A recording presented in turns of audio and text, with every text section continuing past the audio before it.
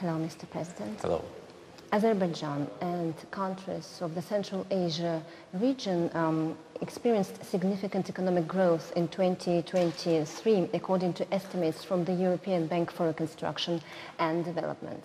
This strong growth is attributed to a high level of migration and remittances originating from Russia, which is under sanctions. Additionally, there has been an increase in regional exports and imports, including business with China.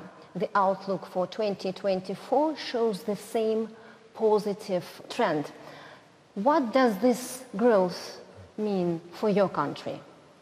As far as Azerbaijan is concerned, our economic development and growth mainly is generated by our reforms rather than those factors which you mentioned. We managed to reduce the level of people who lived in poverty during the last 20 years from almost 50% to 5.5%. We also worked actively in order to reduce the level of foreign debt, and now it is below 10% of our GDP. So the target for the next year is 7% of GDP. So this actually demonstrates the sustainability of Azerbaijan's economy. As far as the governmental policy is concerned, our state investment program mainly will be directed to the liberated areas of Karabakh. According to our plan, by the end of 2026, we plan to resettle more than 140,000 people. So that will be a main area of the state investment program. With respect to foreign investments, of course, investments in fossil fuel projects will continue because there is a big potential in Azerbaijan with respect to resources and big demand in Europe for Azerbaijani gas, growing demand. But very remarkable development is related to renewable sources of energy. I think this will be the main areas of investments, along with our agenda on digital transformation. Energy supply has been a major topic for Europe over the last 2 years. What is your outlook for your country's energy business? Well, our energy development transformed from oil to gas. At the same time, oil production and export still is an important part of energy security for many countries. But the completion almost 3 years ago, the major gas infrastructure project, Southern Gas Corridor, which is an integrated pipelines system of 3,500 kilometer lengths, it created opportunity for Azerbaijan to increase the geography of its gas supplies. Today, we export gas to Georgia, Turkey, Greece, Bulgaria, Italy, Romania, and we signed contracts with Hungary, with Serbia, and also Albania will be part of our gas distribution plans. And demand for Azerbaijani gas is growing, and we positively responded to the request from the European Commission to increase the gas supply to European continent with respect to the sanctions on Russia. And this will continue to be an important part of our business. At the same time, I already mentioned the renewable sources of energy. So that will allow Azerbaijan to have a very smooth transition from fossil fuels to renewables. At the same time, to provide European consumers with green energy. And what are your concerns about the risks to your country's economic development? Frankly speaking, I don't see any risks because so far our economic development was very positive. A lot of wealth will be generated from the connectivity projects, South, North, and East-West transportation corridor. We expect tens of millions of cargo, additional, crossing Azerbaijan's territory in different directions. It means employment, it means additional funds, it means geopolitical importance of Azerbaijan. The self-sufficient economy with good political connections with the major international actors and the political stability and unity in the country. So all that all these factors demonstrate that internal risks we don't have. External, yes, but that will depend on the situation beyond our borders. We have war beyond our borders to the north. We have an unstable situation in Middle East. We have potential tensions in the neighborhood. So that could be a potential risk for Azerbaijan. For that purpose, we need to pay bigger attention or more attention to the protection of our borders. In an interview with Euronews back this summer, you said that you hoped that peace between Armenia and Azerbaijan can be achieved by the end of the year. Do you still maintain this position that peace can be achieved, especially after tens of thousands had to leave their homes? And what is next for the dynamics of this region? Well, yes, I was optimistic about the timetable because we exchanged several times with Armenia the comments on the original draft peace treaty which Azerbaijan elaborated itself.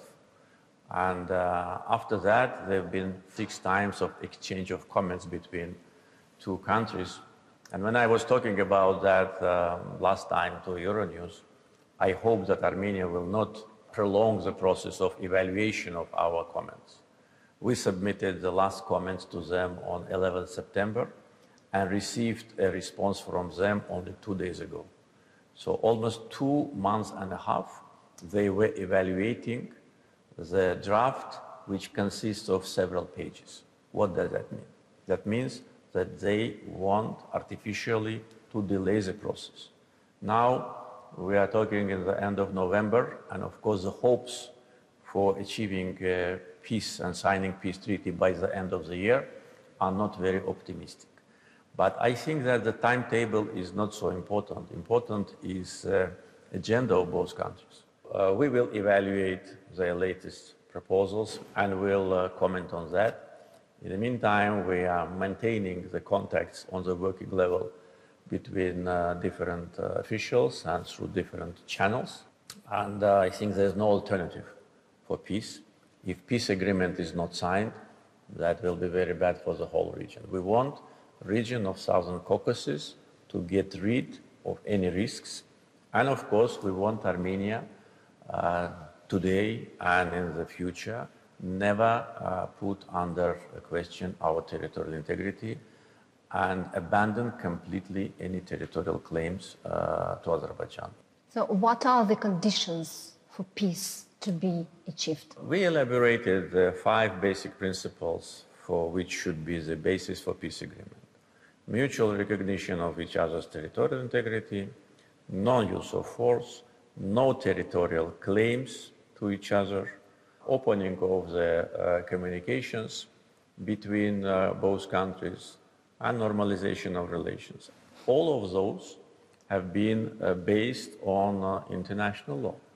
During the 3 years, almost 3 years of negotiation process, Armenia always wanted to incorporate into peace agreement provision with respect to Armenian minority in Karabakh. Our position was that this is our internal business. And if they want to reflect the issue of Armenian minority in Azerbaijan, then let us reflect the issue of Azerbaijani minority in Armenia, which was expelled 30 years ago. So our position was that it must be reciprocal. Either we reflect these 2 issues of national minorities, their rights and security, including the right to return, not only Armenians to return to Azerbaijan, but Azerbaijanis to return to Armenia.